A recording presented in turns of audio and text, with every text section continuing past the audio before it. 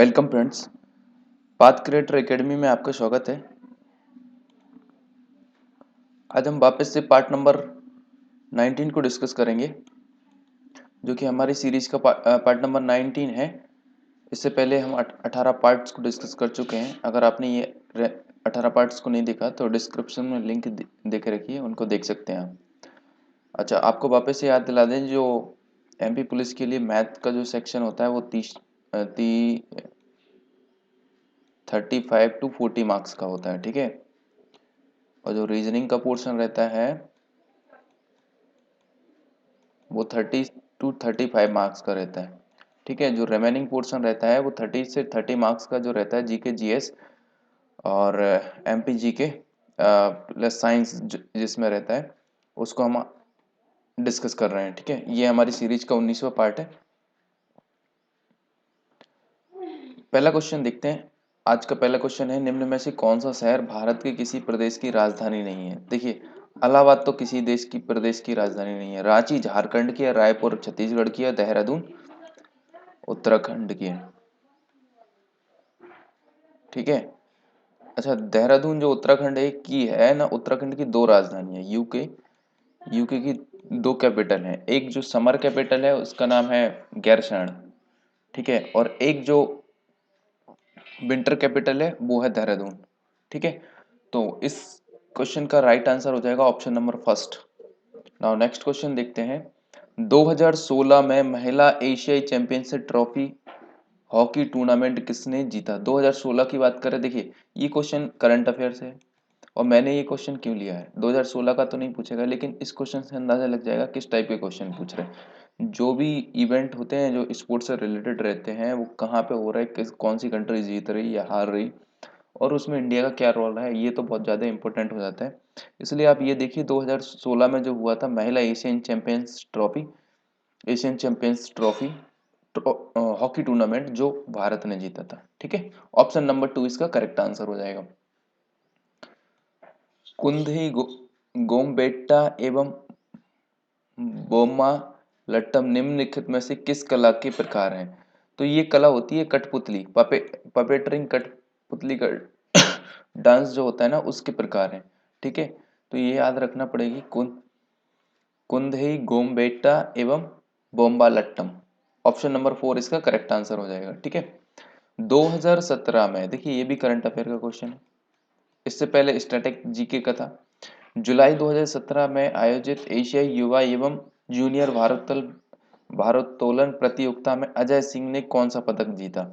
अजय सिंह भारत के, इन्होंने कांस्य पदक जीता था, ब्रॉन्ज। 2017 में हुई थी जूनियर भारोत्तोलन, वेट लिफ्टिंग जो होती है ना, उसमें कांस्य पदक जीता था अजय सिंह ने। तो ये भी याद रखना पड़ेगी आपको कि अजय सिंह जो है वो भारोत्तोलन यानी वेट लिफ्टिंग से रिलेटेड है। आर्य समाज की स्थापना कब हुई थी। तो आर्य समाज की स्थापना 1875 में हुई थी, जो कि दयानंद सरस्वती जी ने की थी, ठीक है। अगर ब्रह्म समाज की स्थापना पूछ ले तो वो 1828 में हुई थी, जो कि राजा राम मोहन राय ने की थी, ठीक है। ऑप्शन नंबर फर्स्ट इसका करेक्ट आंसर हो जाएगा, ठीक है। नाउ नेक्स्ट क्वेश्चन देखते हैं। भारत का सबसे बड़ा राष्ट्रीय संग्रहालय यहाँ स्थित है। तो भारत का सबसे बड़ा संग्रहालय जो है वो कोलकाता के अंदर स्थित है, ठीक है। कोलकाता के अंदर सबसे बड़ा म्यूजियम कहाँ पे, कोलकाता, ठीक है। 1970-78 के दौरान मध्य प्रदेश के मुख्यमंत्री एवं भाजपा के सदस्य थे। तो देखिए, रामविलास पासवान, एपी विजय, कैलाश चंद्र जोशी जो थे वो इस समय मुख्यमंत्री हुआ करते थे, ठीक है। तो 1977 में उस समय जो है ना, मध्य प्रदेश में क्या लगा हुआ था, आपात मतलब राष्ट्रपति रूल से लगा। तो मध्य प्रदेश के अंदर 3 बार राष्ट्रपति रूल लगा, तो 1977 में भी राष्ट्रपति रूल लगा हुआ था। तो उसी के जस्ट बाद जो कैलाश चंद्र जोशी थे, उससे पहले कैलाश चंद्र जोशी थे, फिर राष्ट्रपति रूल लग गया था, फिर उसके बाद जो है ना दिग्विजय सिंह बने थे, ठीक है, राष्ट्रपति रूल के बाद। तो इस क्वेश्चन का राइट आंसर हो जाएगा option number 3। Now next question देखते हैं। मध्य प्रदेश में किस जिले में गन कैरेज कारखाना, गन कैरेज फैक्ट्री जो है वो जबलपुर के अंदर है। यहाँ पे गन को अकेला नहीं बनाते, जो भी डिफेंस में यूज होने वाले व्हीकल्स हैं उनके लिए एक अलग फैक्ट्री है, और जो तोप हुआ या फिर मशीन गन हुआ, इस तरीके के जो युद्ध में यूज होने वाले व्हीकल्स और औजार जो है ना, वो जबलपुर के अंदर बनाते हैं। ऑप्शन नंबर 3 इसका करेक्ट आंसर हो जाएगा। ना मंगलयान का प्रक्षेपण किस केंद्र से हुई थी? मंगलयान का प्रक्षेपण किस केंद्र से हुआ था, है ना? तो मंगलयान कोई भी एयरक्राफ्ट रहता है, मंगलयान हुआ कोई और दूसरा भी एयरक्राफ्ट होगा, तो वो सतीश धवन स्पेस सेंटर श्रीहरिकोटा जो कि आंध्र प्रदेश के अंदर है उससे होता है। ठीक है, सतीश धवन स्पेस सेंटर श्रीहरिकोटा आंध्र प्रदेश के अंदर है। ठीक है, और ये भी इसरो का यूनिट है, ISRO। ठीक है, तो ISRO की स्थापना जो है 1969 में हुई थी, ये भी याद रखिए आप। ठीक है, उसी का यूनिट है। जब यहाँ पे कोई चीज इंडियन स्पेस रिसर्च और ऑर्गेनाइजेशन है, जब यहाँ पे कोई चीज डेवलप होती है, बनाई जाती है, और उसको प्रैक्टिकल या फिर उसको प्रक्षेपण करने के लिए हम सतीश धवन अंतरिक्ष श्रीहरिकोटा आंध्र प्रदेश ले जाते हैं। ठीक है, ऑप्शन नंबर 3 इसका करेक्ट आंसर हो जाता है। लोकसभा के वर्तमान अध्यक्ष कौन है? तो देखिए 2017 के पेपर हम डिस्कस कर रहे हैं, तो उस समय लोकसभा के वर्तमान अध्यक्ष थी सुमित्रा महाजन। ठीक है, और अभी 17वीं लोकसभा चल रही है। कौन सी चल रही है? 17वीं लोकसभा, जिसका कार्यकाल 2019 से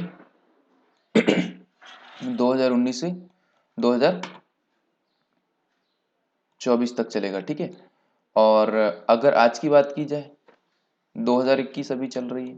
ठीक है, अभी जिस समय मैं ये वीडियो रिकॉर्ड कर रहा हूँ वो 30 मार्च 2021 चल रही है। तो 2021 में जो है 19 से 24 रहेगा ये कार्यकाल। ठीक है, और 2021 में इस समय ओम बिरला जो है लोकसभा के अध्यक्ष हैं, और 2017 के समय पे सुमित्रा महाजन थी। ठीक है, और ये इनकी कॉन्स्टिट्यूएंसी है इंदौर, इंदौर से ये अपना चुनाव लड़ती हैं। ऑप्शन नंबर फर्स्ट इसका करेक्ट आंसर हो जाएगा। किसने मूल शिक्षा योजना वार्धा को प्रस्तावित किया था? तो वार्धा जो है ना, एक बेसिक एजुकेशन से रिलेटेड एक योजना थी जो कि 1936 से है, 36 में स्टार्ट हुई थी। ठीक है, तो इन महात्मा गांधी ने इसे प्रस्तुत किया था उस समय, जिस समय इस समय भी बहुत सारी योजना चलती रहती हैं, उस समय 1936 में महात्मा गांधी ने इसे प्रस्तावित किया था और चलती थी 1936। ये उन्होंने छोटे बच्चों को बेसिक एजुकेशन मिल सके, इसलिए उन्हें उद्देश्य इस योजना का यही था। ठीक है, ऑप्शन नंबर 3 इसका करेक्ट आंसर हो जाएगा। विंध्या और सतपुड़ा पर्वत श्रृंखला के बीच में कौन सी प्रमुख नदी बहती है? देखिए अगर मैं एमपी का मैप यहाँ से एक प्रोटोटाइप बनाऊं तो कुछ इस तरीके से है एमपी का मैप। ठीक है, तो ये जो विंध्या रेंज है ये एक्चुअली में सबसे लास्ट में, इधर विंध्या रेंज यहाँ से शुरू होती है। ये नॉर्थ रीजन हो गया, ये साउथ हो गया, ये ईस्ट हो गया, और ये वेस्ट हो गया। ठीक है, तो यहाँ से तुम्हारी विंध्या रेंज शुरू होती है और लास्ट तक जाती है। ठीक है, और यहाँ से आपकी सतपुड़ा रेंज शुरू होगी और इस तरीके से ऐसी जाएगी। सॉरी, ये सतपुड़ा रेंज जो है ना इसके बाद में, सतपुड़ा लास्ट में और विंध्यास यहाँ पे है। तो विंध्यास पहाड़ी यहाँ पे है, इंडिया यहाँ से शुरू होती है तो यहाँ से जाती है। तो इनके बीच में जो है नर्मदा रिवर बहती है। कौन सी? नर्मदा रिवर बहती है। और इसके जस्ट बाद में जो है वो तापी रिवर बहती है। कौन सी? तापी रिवर। ठीक है, तापी रिवर बैतूल से स्टार्ट होगी, वो इस तरीके से बही। तो इन्होंने पूछा विंध्यास और सतपुड़ा के बीच में, ये हो गई हमारी विंध्यास, ये हो गई हमारी सतपुड़ा रेंज। तो विंध्या और सतपुड़ा रेंज के बीच में हमारी नर्मदा नदी बहती है। ऑप्शन नंबर फर्स्ट इसका करेक्ट आंसर हो जाएगा। ठीक है, बचपन बचाओ आंदोलन के संस्थापक संस्थापक कैलाश सत्यार्थी हैं। ठीक है, इसी काम के लिए फिर इन्होंने इनके लिए नोबेल शांति पुरस्कार 2014 भी दिया गया। ये बेसिकली विदिशा के रहने वाले हैं, Kailash Satyarthi. Option number 2 is correct for this question. Now next question देखिए, उत्तरी विंध्य में बसा पवित्र शहर। अभी विंध्य की बात की ना, तो मैंने जैसे पिछला वाला मैप बनाया था, देखिए ये जो मैप है ये विंध्य है, विंध्यांचल प्रदेश है ये पूरा। तो विंध्य, उत्तरी विंध्य में पवित्र शहर पूछ रहे हैं, तो यहाँ पे कौन सा पवित्र शहर बसा हुआ है? ठीक है, ये पूरा विंध्यांचल ही कहलाता है, ये वही एरिया है विंध्यांचल वाला। ठीक है, इसमें पवित्र शहर उज्जैन नहीं, उज्जैन तो एक मालवा रीजन में आता है। सांची विदिशा के आसपास है। शिवपुरी ये तुम्हारा ये तो चंबल रीजन का है। तो उत्तरी विंध्य की बात की तो चित्रकूट ऑप्शन नंबर 2 इसका करेक्ट आंसर हो जाएगा। नाउ नेक्स्ट क्वेश्चन देखिए, ओमकारेश्वर मंदिर खालिस्तान नदी के तट तट पर है। ओमकारेश्वर मंदिर जो है वो नर्मदा नदी के तट पर है, ठीक है। ओमकारेश्वर मंदिर मध्य प्रदेश के अंदर दो ज्योतिर्लिंग है, पहला है उज्जैन जो स्थित है उज्जैन के अंदर, ठीक है, और दूसरा है ओमकारेश्वर के अंदर, है ना। तो जो उज्जैन वाला ज्योतिर्लिंग है वो क्षिप्रा नदी के किनारे है, वहीं पे कुंभ का मेला लगता है, और ओमकारेश्वर वाला है जो नर्मदा नदी के तट पर है, ठीक है। ऑप्शन नंबर फर्स्ट इसका करेक्ट आंसर हो जाएगा, ठीक है। निम्नलिखित में से कौन सा विश्व विरासत स्थल नहीं है? विश्व विरासत यानी वर्ल्ड हेरिटेज साइट में कौन शामिल नहीं है? देखो केवलादेव जो है, केवलाडियो, ये मणिपुर का है, केवलाडियो नेशनल पार्क जो कि विश्व विरासत में शामिल है। काजीरंगा, काजीरंगा नेशनल पार्क जो है वो असम का है, और ये प्रसिद्ध है वन हॉर्न, एक सींग के गैंडे के लिए प्रसिद्ध है ना। और कंचनजंगा एक सिक्किम का नेशनल पार्क है, ठीक है। ये तीनों के तीनों बहुत फेमस और बहुत पहले के हैं, जो कि वर्ल्ड हेरिटेज साइट में शामिल है। जो चौथा बच गया है पेंच नेशनल पार्क, ये सिडनी, ये 1900, पहली बात तो पहली तो ये है कि ये इसकी इस्टेब्लिशमेंट 1975 में हुई थी। दूसरा ये है कि जो जंगल बुक रूडयार्ड किपलिंग जो थे, जिन्होंने जंगल बुक लिखी हुई है, उनको प्रेरणा जो है ना इसी नेशनल पार्क के अंदर मिली थी, तब उन्होंने जाके जंगल बुक को लिखा था। ये 1975 में स्टैब्लिश हुआ था, और ये सिवनी और छिंदवाड़ा के आसपास, और मध्य प्रदेश का ये जो नीचे वाला रीजन है साउथ वाला, वहाँ पे सिवनी और छिंदवाड़ा, कुछ छिंदवाड़ा में कुछ सिवनी में मेजर पोर्शन फैला हुआ है, ठीक है। ऑप्शन नंबर फर्स्ट इसका करेक्ट आंसर हो जाएगा। ना अगला क्वेश्चन देखिए, नीति आयोग द्वारा निम्नलिखित प्रदेशों में से किस प्रदेश को किसानों के लिए सर्वाधिक अनुकूल प्रदेश का, अच्छा, किसके लिए नीति आयोग द्वारा निम्नलिखित प्रदेशों में किस प्रदेश को किसानों के लिए, ओके, फार्मर फ्रेंडली स्टेट जो है, किस स्टेट को घोषित किया नीति आयोग, ठीक है। तो national institute for transforming India, ये तो नीति आयोग का फुल फॉर्म हो गया। अब उन्होंने ये जो एक इंडेक्स निकाला था 2017 में, उन्होंने बताया था कि जो महाराष्ट्र की भूमि है जो किसानों के लिए उत्कृष्ट भूमि है, ठीक है। ऐसा क्यों बोला था कि जो भी बहुत सारी फसल जो है ना, वो यहाँ की जो भूमि है उसके अंदर ऊपर मतलब बो सकते हैं हम उनके लिए, है ना। तो उन्होंने एक किसानों के लिए बहुत फ्रेंडली बताया था महाराष्ट्र की भूमि को। ऑप्शन नंबर 3 इसका करेक्ट आंसर हो जाएगा, ठीक है। अब बाकी को क्यों नहीं बताया, बोलेंगे महाराष्ट्र से ज्यादा तो पंजाब में होता है। तो पंजाब एक ऐसी भूमि है जहाँ पे कोई एक पर्टिकुलर फसल का, जैसे गेहूं हुआ तो गेहूं उसके लिए ज्यादा फेमस है, ठीक है। बट महाराष्ट्र में है ना डाइवर्सिटी बहुत है, और बहुत सारी फसल जो है ना अच्छी क्वालिटी की और ज्यादा होती है, इसलिए उन्होंने सबसे उपरयुक्त भूमि को बताया था। ऑप्शन नंबर 3 इसका करेक्ट आंसर हो जाएगा, ठीक है। काकरा पार परमाणु शक्ति केंद्र कहाँ पर है? तो काकरा पार जो है ना गुजरात के अंदर है, और ये तापी नदी और सूरत नदी जो है उसके पास में आपका स्थित है काकरा पार परमाणु शक्ति केंद्र। इस तरीके से इनके बंकर टाइप के बने रहते हैं, इसके अंदर जलती रहती है, ठीक है। काकरा पार परमाणु शक्ति केंद्र कहां पर स्थित है? गुजरात के अंदर। ऑप्शन नंबर 2 इसका करेक्ट आंसर हो जाएगा। नाउ नेक्स्ट क्वेश्चन देखिए, 2017 में किस राज्य ने रणजी ट्रॉफी जीतकर इतिहास रच दिया? इतिहास तो रचेंगे, देखिए गुजरात जो है ना इन्होंने पहली बार 2017 में जीती है ट्रॉफी, रणजी ट्रॉफी, इसलिए इन्होंने इस इतिहास रच दिया, क्योंकि पहले और बाद में कभी इन्होंने जीती नहीं। बाद में मतलब आज की बात करें 2021, तो 2017 इन्होंने जीती थी 2016-17 की, ठीक है, 2016-17 की।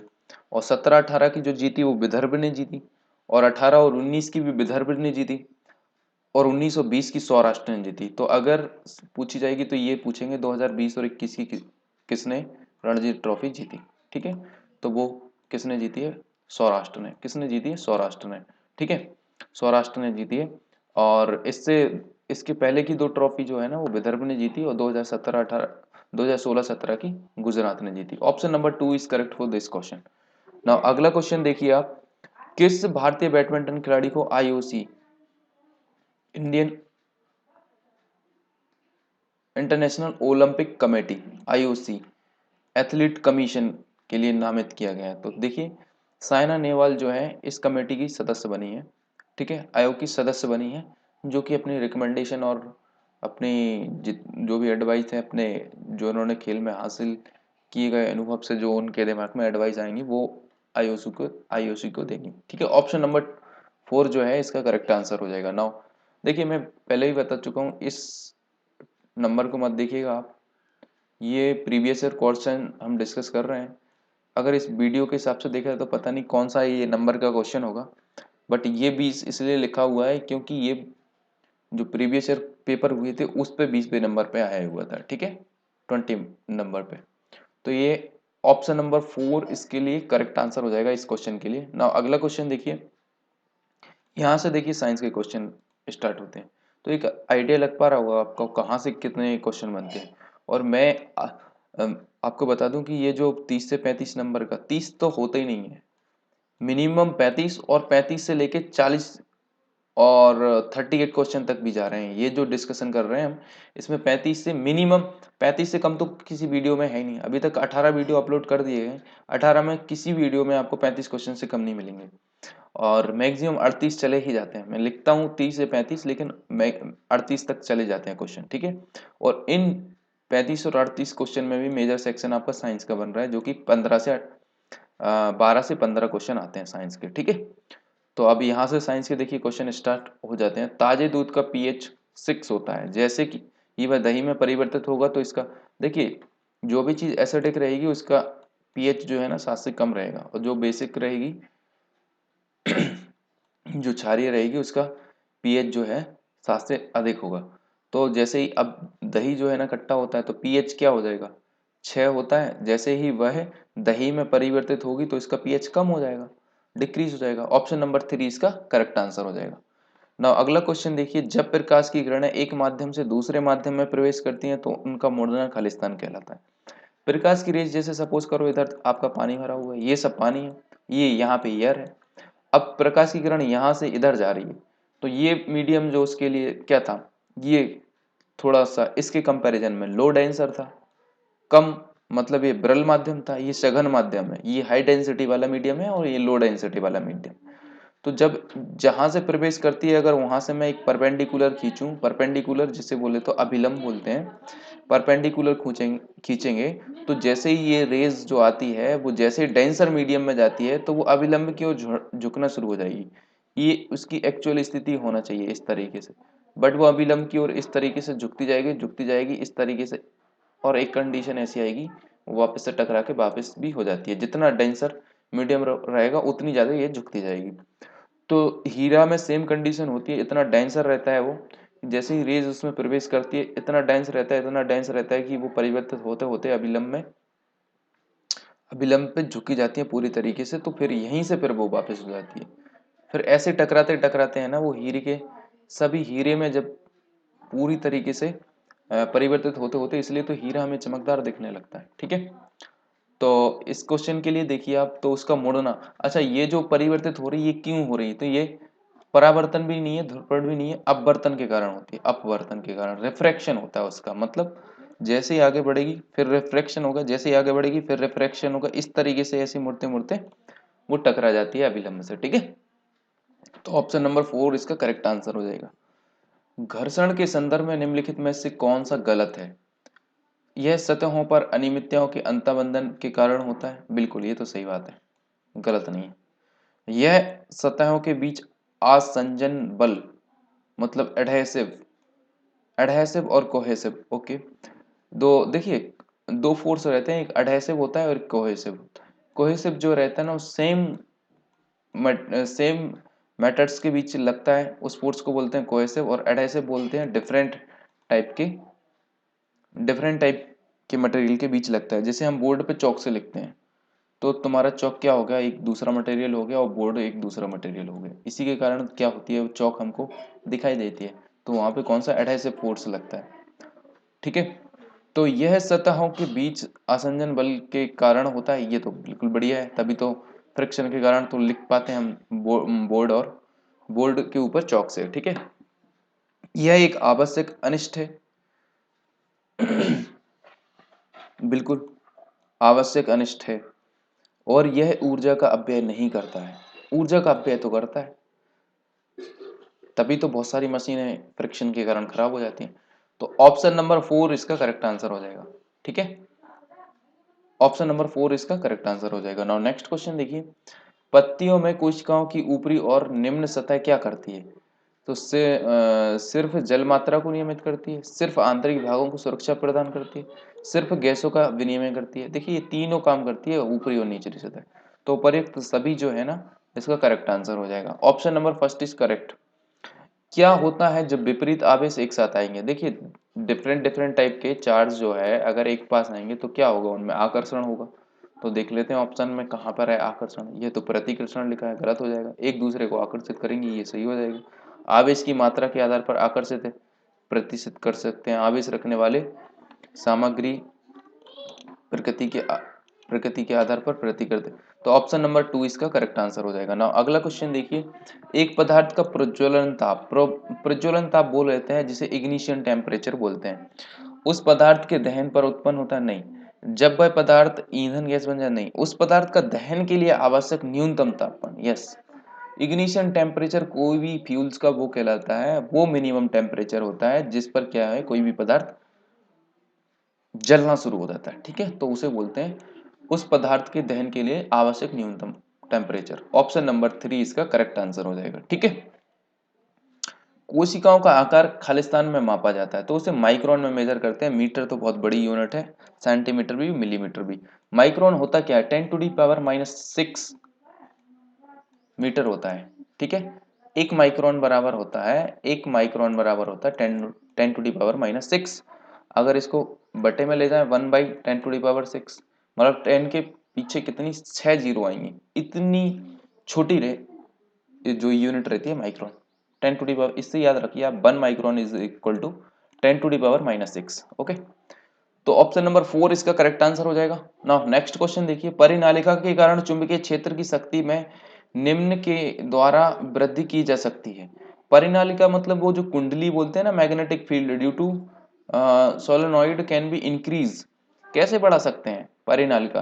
परिनालिका की प्लास्टिक की छड़ पर लपेट करके, परिनाल में धारा सामर्थ्य में कमी, परिनाल में घुमाव की संख्या। देखिए इस तरीके से परिनालिका रहती है, जैसे ये जैसे लंबी इस तरीके की परिनालिका है, तो हम इसमें जितने जा रहे हैं, जितने ज्यादा राउंड मारेंगे उतनी ज्यादा क्या होगा, परिनालिका में चुंबकीय क्षेत्र की वृद्धि होगी, मैग्नेटिक फील्ड हम बढ़ा सकते हैं।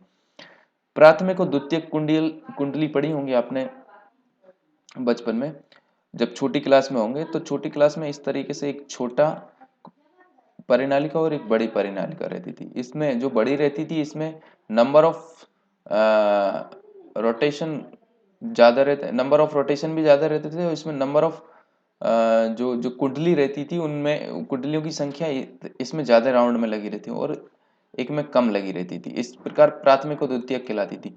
तो जितने ज़्यादा हम ये राउंड लगाएंगे अपने वायर्स का, तो उतना ज़्यादा मैग्नेटिक फील्ड बढ़ेगा। ठीक है, तो इसके लिए हो जाएगा ऑप्शन नंबर, कम ही कर सकते हो, वृद्धि कर सकते हैं। वृद्धि कब कर सकते हैं ये पूछा है ना, तो वृद्धि तो हम तब कर सकते हैं जब उनकी संख्या को बढ़ा दें। अगर कम ही पूछा जाता है तो option number 2, option number 3 correct हो जाता है। लेकिन इस क्वेश्चन के लिए ऑप्शन नंबर 4 इसका करेक्ट आंसर हो जाएगा। ठीक है, पेशी की विशेषताओं के बेमेल समूह को चिन्हित करें।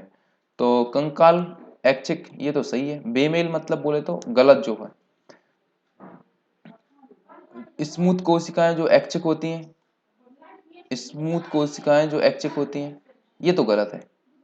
यही ऑप्शन जो है ना इसका करेक्ट आंसर हो जाएगा, क्योंकि स्मूथ कोशिका, चिकनी कोशिका बिना पट्टीदार होती हैं। ये और ये सारे तो सही है, ये गलत है, मतलब यही ऑप्शन आपका करेक्ट हो जाएगा। क्यों हो जाएगा? देखिए जो मसल्स कोशिकाएं रहती हैं वो 3, स्ट्रेटिफाइड, अनस्ट्रेटिफाइड और कार्डिक, ये 3 प्रकार की कोशिकाएं रहती हैं। जो स्ट्रेटिफाइड रहती है और अनस्ट्रेटिफाइड, जिसे हम स्मूथ भी बोलते हैं, स्ट्रेटिफाइड रहती हैं, ये जो रहती हैं वॉलंटरी सेल्स रहती हैं,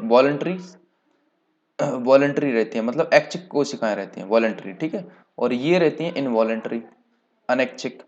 ठीक है, अब इनकी लोकेशन भी पता होना चाहिए। जैसे कि ये ऐच्छिक हैं, स्ट्रेटिफाइड, ये मैं मसल्स टिश्यूज के बारे में बता रहा हूँ, ठीक है, मसल्स टिश्यूज के बारे में, ठीक है। तो मसल्स टिश्यूज रहते हैं वो 3 टाइप के रहते हैं, एक स्ट्रेटिफाइड, अनस्ट्रेटिफाइड एंड कार्डिक।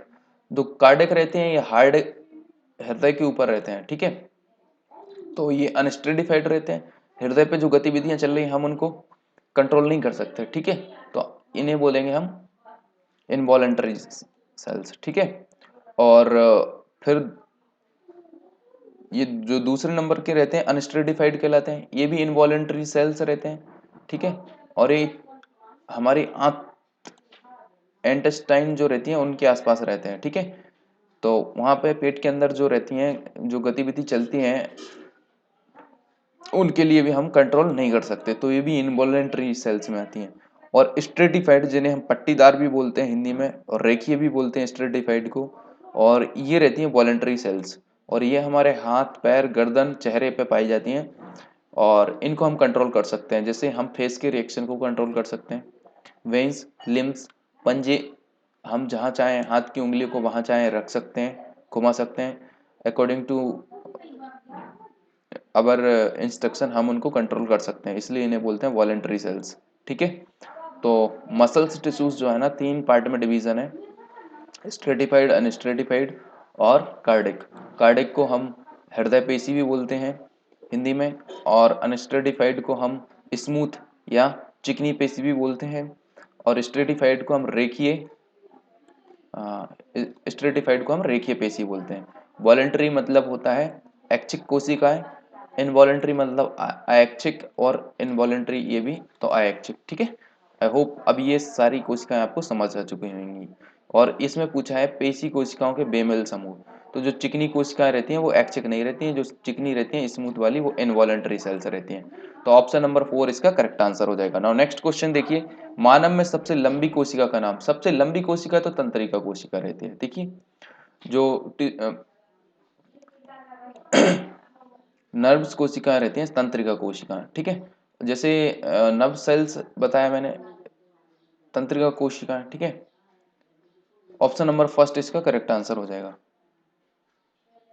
ठीक है। अब स्पाई गोइरा बहुकोशीय शैवाल है, तो खालिस्तान एक कोशीय शैवाल है। तो इनमें ये मल्टी सेलुलर रहते हैं, स्पाइरो गायरा, ठीक है। स्पाइरो गायरा मल्टी सेलुलर है, बहुत सारी कोशिकाएं इसके अंदर रहती हैं। तो इसके ऑप्शन 3 ही है। क्लेमिडोमोनास जो रहता है वो यूनिसेलुलर रहता है, और कहीं कहीं पर तो ये एज अ सैलड के रूप में यूज होता है बहुत सारी कंट्रीज में। क्लेडी क्लेमी क्लेमिडोमोनास ऑप्शन नंबर फर्स्ट इसका करेक्ट आंसर हो जाएगा। इसमें एक ही सिंगल सेल से रहती है, ठीक है। जिस तरीके से अमीबा एक सिंगल सेल्स का बना रहता है, यूनिसेलुलर रहता है, वैसे ही ये रहता है, ठीक है। प्लास्टिक बहुत उपयोगी है और इन दिनों व्यापक रूप से उपयोग की जाती है, क्योंकि वे, देखिए प्लास्टिक में कुछ क्वालिटी है इसलिए तो इतनी ज़्यादा यूज होती है। क्या क्वालिटी है? वजन में हल्की और मजबूत होती है, ये उसकी क्वालिटी है। Light and weight and strong, जल की अच्छी अवशोषक है, बिल्कुल गलत, ये जल तो इतना अवशोषक अच्छी थोड़ी है। ऊष्मा और विद्युत की सुचालक होती है, नहीं ये भी गलत है। और रासायनिक अभिक्रियाशील है, नहीं, कहाँ होती है इसकी क्रिया, वो तो कोई रिएक्शन ही नहीं करता, सालों तक जमीन में दबाए रहो वैसे के वैसा निकलता है। लेकिन ये चीज जो है ना एकदम सही है, वजन में हल्की और मजबूत होती है, इसलिए बहुत ज्यादा यूज होती है। Option number first is correct answer हो जाएगा इसका। हमारे देश में वनों के व्यापक भूभाग खाली कर दिए गए और पौधों की एक प्रजाति की खेती की गई है, यह अभ्यास इसे प्रेरित करता है। तो ये क्षेत्र में एकल कृषि कर रहा है ना, इसको प्रेरित कर रहा है। मोनोकल्चर इन दी एरिया, क्षेत्र में प्राकृतिक परिस्थिति की तंत्र की संरचना, नहीं ये तो बिल्कुल नहीं। ऑप्शन नंबर 2 तो करेक्ट है। क्षेत्र की विविधता, अरे बायोडाइवर्सिटी तो उसे बोलते हैं जब डिफरेंट टाइप्स के एनिमल, डिफरेंट टाइप्स की प्लांट्स जहाँ पे ग्रोथ होती है। प्राकृतिक वन विकास, बिल्कुल गलत। ऑप्शन नंबर फर्स्ट इसका करेक्ट हो जाएगा, क्योंकि हम एक ही टाइप की पूरे भूभाग को खाली करके केवल एक ही टाइप की फसल बो रहे हैं, तो वो हो जाएगा मोनोकल्चर, ठीक है। ऑप्शन नंबर फर्स्ट इसका करेक्ट आंसर हो जाएगा ना। अगला क्वेश्चन देखिए, संरचना जो शरीर में गैसों के विनिमय के पृष्ठीय क्षेत्रफल को बढ़ाती है, उस संरचना को बोलते हैं हम कूपिका, यानी एल्वॉयली। देखिए ये कूपिकाएं रहती हैं जो हमें ऑक्सीजन या फिर कोई भी गैस है विनिमय करना है, हमको इनहेल करना है, एक्सहेल करना है, तो कूपिकाएं जितनी ज़्यादा रहेंगी उनका सरफेस एरिया उतना ज़्यादा रहेगा, तो उसको उतने आसानी से कर सकेंगे। तो ये सरफेस एरिया को इंक्रीज करती हैं, ठीक है। तो ऑप्शन नंबर 2 इसका करेक्ट आंसर हो जाएगा। अर्धपारकम झिल्ली, जिसे हम अर्धपारकम सिलेक्टिव परमेबल भी बोलते हैं, क्योंकि ये अर्धपारकम झिल्ली ये बोलाती है, जैसे ये कोशिका है तो इसके अंदर ये जो झिल्ली बनी हुई है इसे बोलते हैं सिलेक्टिव मेम्ब्रेन, या फिर बोलते हैं सेमी परमेबल। सेमी परमेबल इसलिए बोलते हैं क्योंकि हर किसी पदार्थ को ये अंदर जाने से रोकती है। जो यूज के होंगे which is beneficial for this cells, और इनके लिए बहुत ज़्यादा यूजफुल होंगे उन्हीं के लिए अंदर जाने देगी, बाकी को स्टॉप कर देगी, जो हार्मफुल हो गए उनको रोक देगी, इसलिए इसे सेमी परमेबल बोलते हैं। अर्धपारगम, कुछ भी मतलब आधा जा सकता है आधा नहीं जा सकता, कोई भी चीज़ है ना, तो इसे बोलते हैं कोशिका झिल्ली के रेफरेंस में यूज होता है, ठीक है। ऑप्शन नंबर 2 इसका करेक्ट आंसर हो जाएगा। चलो यहाँ पे सारे क्वेश्चन खत्म होते हैं। देखिए ये हमारी सीरीज का 19वां भाग था जो भी एंड हो गया। अब इसके कुछ 5 या 6 पार्ट्स और बचे हैं जो भी बहुत जल्दी आने वाले हैं, ठीक है। अगर आप इस चैनल पर नए हैं तो चैनल को सब्सक्राइब कर लीजिए और बेल आइकन को प्रेस कर लीजिए ताकि आपको रेगुलर अपडेट मिलते रहे। मिलते हैं फिर नेक्स्ट वीडियो के अंदर। Thank you.